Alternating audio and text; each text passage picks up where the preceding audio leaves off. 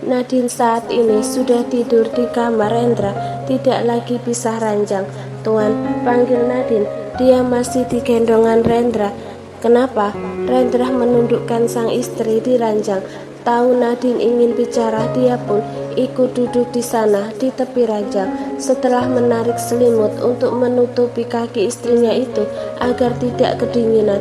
Maaf, aku dengar pembicaraan Tuan dengan Nyonya Zaida. Apa yang kamu dengar? Tuan tidak ingin menikah. Rendra terdiam. Mau sampai kapan Tuan tidak mau menikah seperti itu? Aku saja mau menikah. Memangnya kamu mau menikah dengan siapa? Tidak tahu. Asisten Jo mungkin? Jaga bicaramu. Kenapa? Jangan menikah dengan siapapun. Kenapa? Karena sekarang kamu adalah istriku. Tapi saat anak ini lahir kan kita pisah. Sementara hidup tetap harus berlangsung. Rendra terdiam. Dia menatap Nadine dengan dekat. Tuan harus menikah juga. Nanti siapa yang akan memberikan peran ibu untuk anak ini? Nadine mengelus perutnya sendiri. Dan tiap kalimat yang keluar dari mulut Nadine entah kenapa membuat dada Rendra terasa sesak. Ada rasa tidak rela di dalam hatinya tentang Nadine, tentang kebersamaan mereka, tentang anak mereka. Bagaimana jika mereka berpisah? Jelas menciptakan ruang kosong yang sangat jelas di hati Rendra. Tapi sungguh membuat komitmen bukanlah sesuatu hal yang mudah bagi dia. Terlalu banyak pertimbangan. Rendra tidak bisa dengan mudah mengucapkan keputusan penting, sulit menjanjikan tentang hubungan yang lebih serius. Dan diamnya Rendra itu membuat Nadine tersenyum kecil. Bohong jika dia tidak tahu jika Rendra seorang Casanova.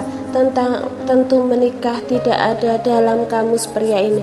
Nadine terlalu naif jika dia berpikir Rendra akan mengatakan bahwa mereka akan menikah untuk selamanya. Sudah, aku mau pakai baju, ucap Nadine, coba menyembunyikan kegundahan di dalam hatinya sendiri. Harusnya dia pun tidak boleh goyah, tak peduli sejauh apapun mereka bermain. Nadine menurunkan kedua kakinya ke lantai, namun saat hendak berjalan Rendra malah menahan tangannya, menarik wanita itu agar jatuh di atas pelukannya. Nadine pun menurut dia, bahkan menggantungkan kedua tangannya di pundak sang suami. Nat, apa? Kamu menyebalkan.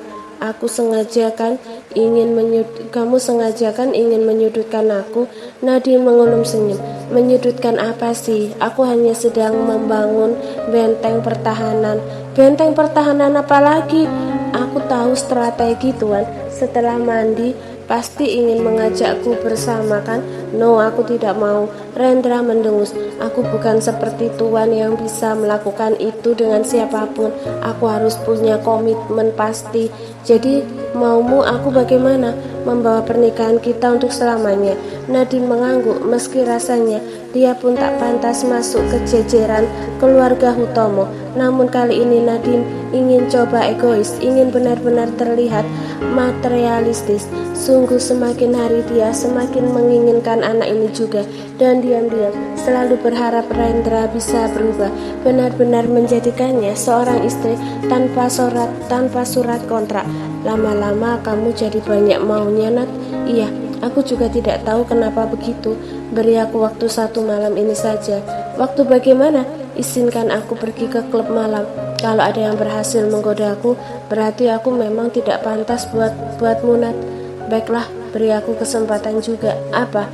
Malam ini aku akan meminta asisten Jo untuk bersamaku. Kalau aku membalas berarti aku tidak terlalu menginginkan Tuan. Astaga, tidak mau. Deal. Nadine tersenyum lebar. Dia pun menginginkan pembuktian ini. Beberapa bulan terakhir mereka hanya selalu berdua. Bagaimana jika dihadapkan dengan pilihan lain? Mungkin hati masih akan kembali. Rendra berulang kali menolak rencana itu, tapi Nadine sudah kukuh. Nadine bahkan sudah menghubungi asisten Jo untuk diajak makan malam bersama.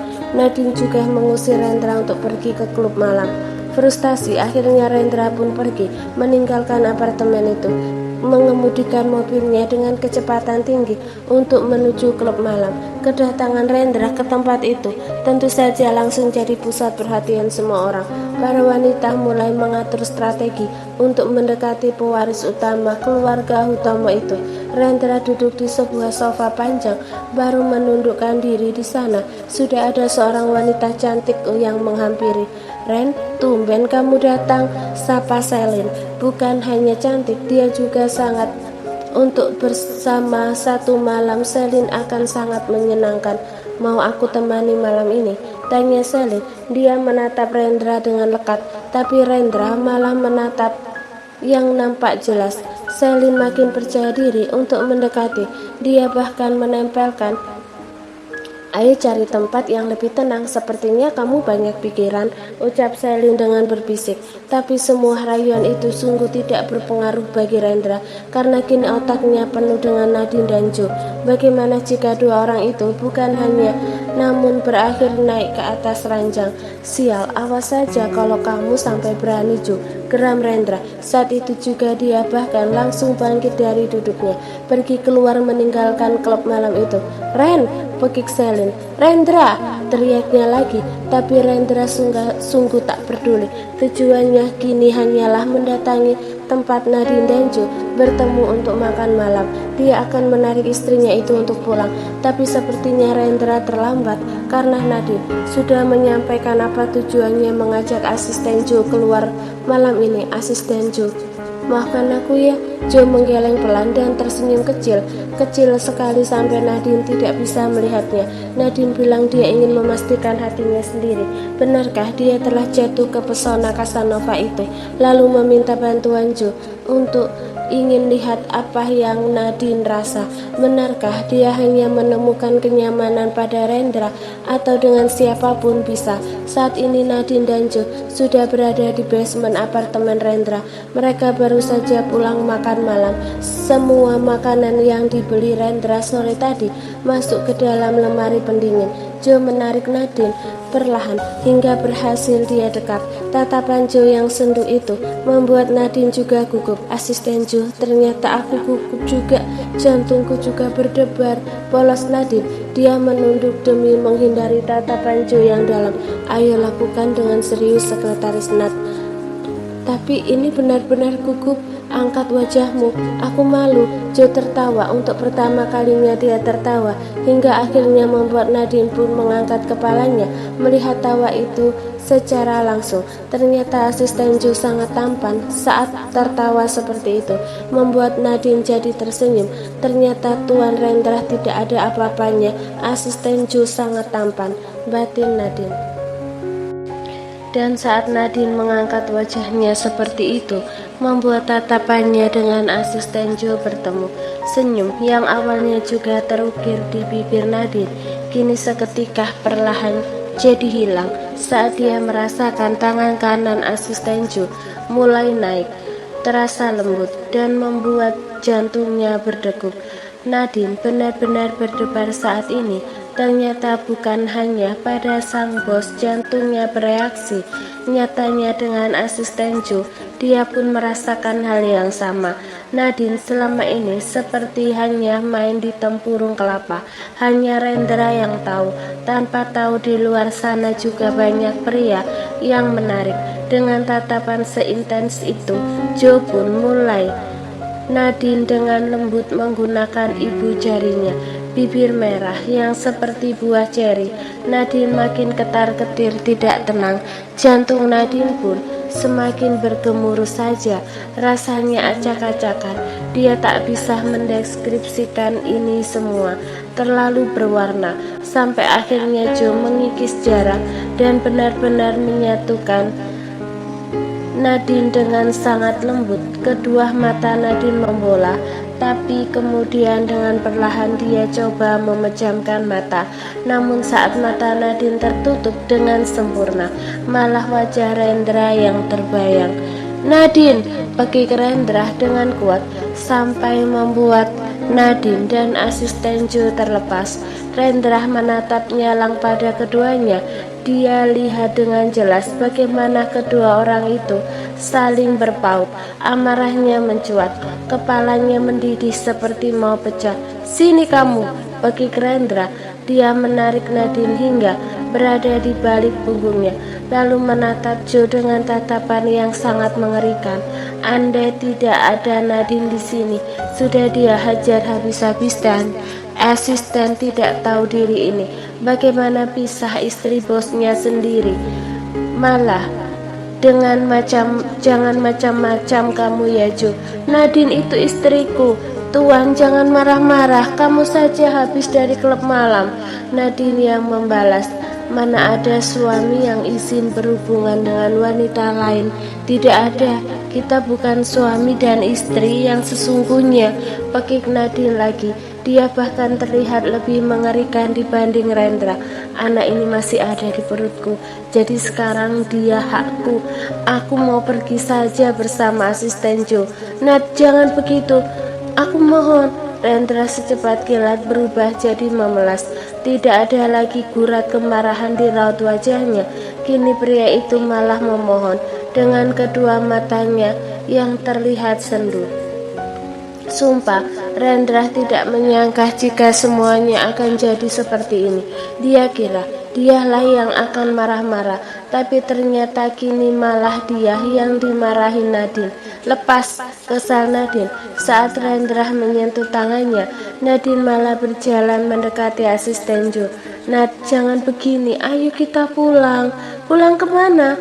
Apartemen itu hanya milik Tuan, bukan milikku. Nat, jangan sentuh-sentuh Joe, mohon Rendra pula. Kini Nadine malah memeluk lengan sang asisten, seolah meminta perlindungan dari Joe. Sekretaris Nat, lebih baik kamu pulang bersama Tuan Rendra dulu. Ini sudah larut malam, hampir jam 10.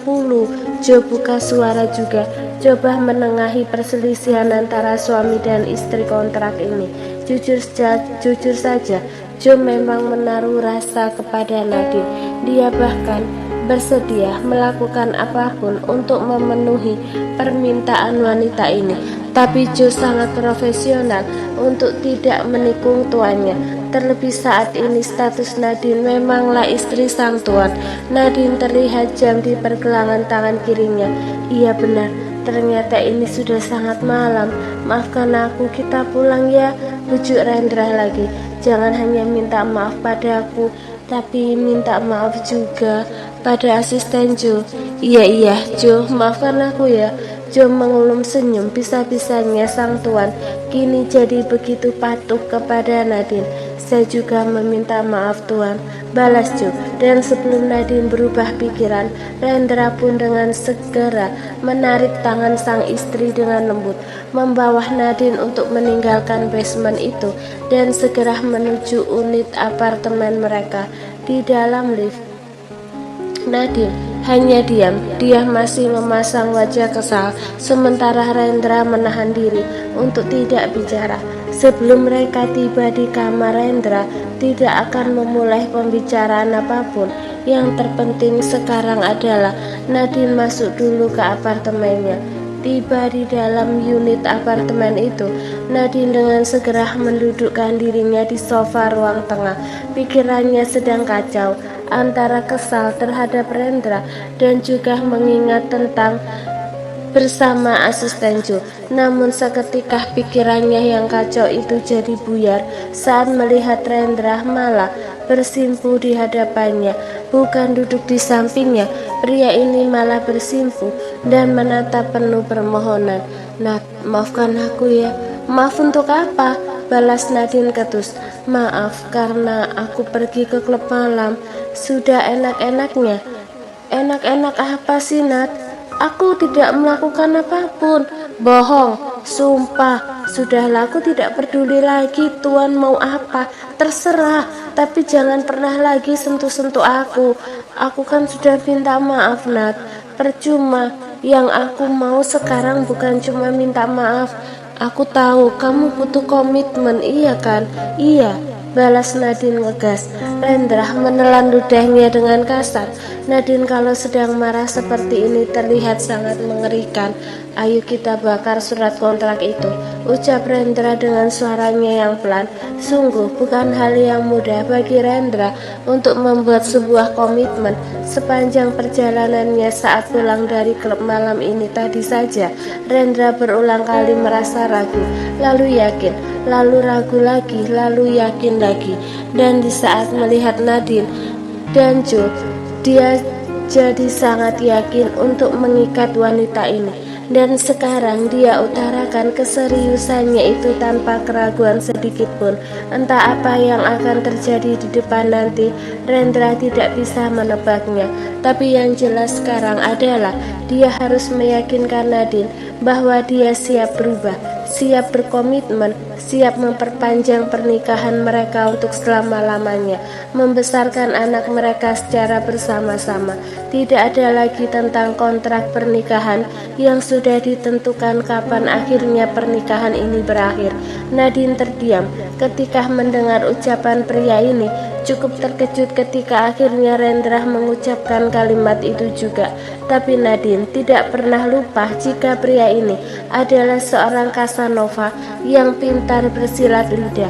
Dibandingkan dengan kata-kata, Nadine lebih membutuhkan bukti nyata.